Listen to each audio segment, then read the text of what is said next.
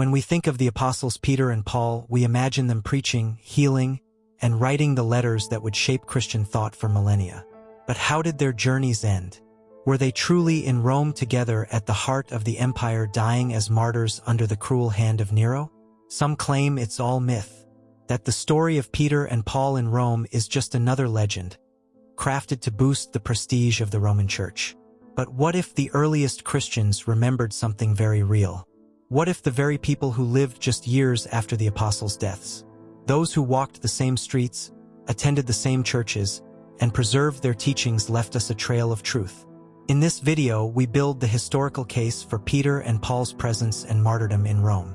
Not from guesswork or medieval folklore, but from the writings of the earliest church fathers, those who knew the apostolic era up close. We'll examine testimonies from bishops, theologians, and historians, people like Clement of Rome, Irenaeus of Lyon, Tertullian of Carthage, and the great church historian Eusebius. These weren't distant voices. They were men steeped in the traditions of the 1st and 2nd centuries, some of them just 1 or 2 generations removed from the apostles themselves. We'll also look at the physical legacy left behind, the tombs, inscriptions, and ancient churches that the early Christians preserved with care. These weren't sites chosen at random. They were markers of memory, protected for centuries because the stories behind them were known and sacred. This is not just a story about where 2 men died. It's about how their final stand helped shape the faith of millions. The same Peter who once denied Christ, and the same Paul who once hunted his followers, ended their lives proclaiming the gospel in the very heart of the Roman Empire. Together, let's begin. Our first source is Clement of Rome, writing around 96 AD, just a few decades after the deaths of Peter and Paul.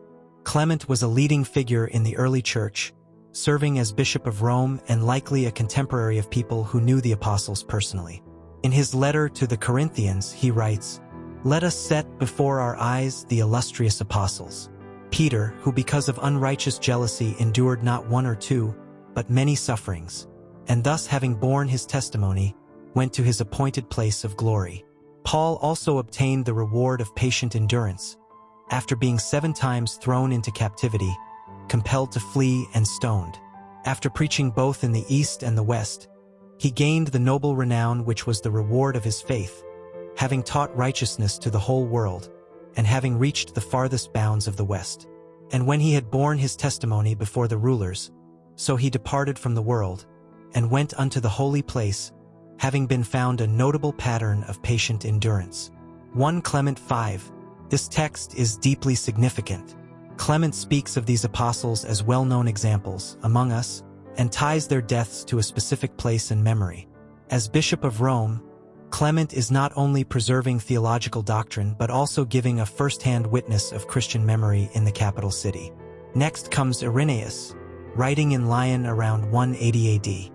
He was a student of Polycarp, who himself had been taught by the Apostle John. That makes Irenaeus a 2nd-generation Christian, and his writings carry enormous weight. In Against Heresies, Book 3:3:2, he says, "The blessed apostles, then, having founded and built up the church, committed into the hands of Linus the office of the episcopate.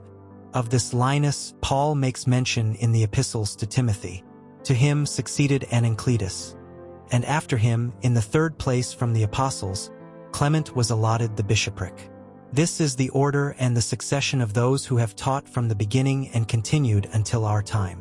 But since it would be too long to enumerate the successions of all the churches, we do put to confusion all those who assemble in unauthorized meetings by indicating that tradition derived from the apostles of the very great, the very ancient, and universally known church founded and organized at Rome by the 2 most glorious apostles, Peter and Paul.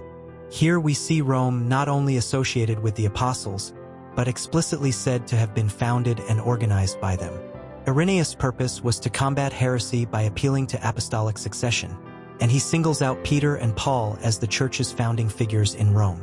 Tertullian, a brilliant and fiery theologian from Carthage, wrote around 200 AD. Known for his sharp polemics, he doesn't mince words. In Prescription Against Heretics, ch. 36, he writes, "How happy is its church, on which apostles poured forth all their doctrine along with their blood, where Peter endured a passion like his Lord's, where Paul won his crown in a death like John the Baptist, where the Apostle John was plunged, unhurt, into boiling oil and thence remitted to his island exile. This is an early record of martyrdom tradition, linking Peter's death to crucifixion and Paul's to beheading, both in Rome. Tertullian's mention of blood poured out reinforces the memory of their violent ends. Finally, we come to Eusebius, the great compiler of church history in the early 4th century. He had access to many earlier sources, some of which are now lost.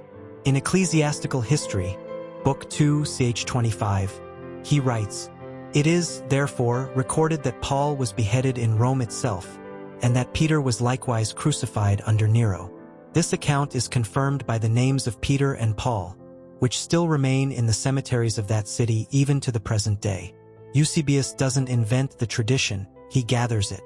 And he reinforces that even in his time, Rome still bore visible signs of the apostles' memory. Archaeological and traditional evidence.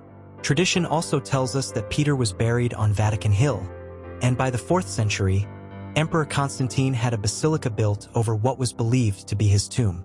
In the mid-20th century, excavations under St. Peter's Basilica revealed a 1st century necropolis and bones believed by many to be those of Peter, found directly beneath the main altar.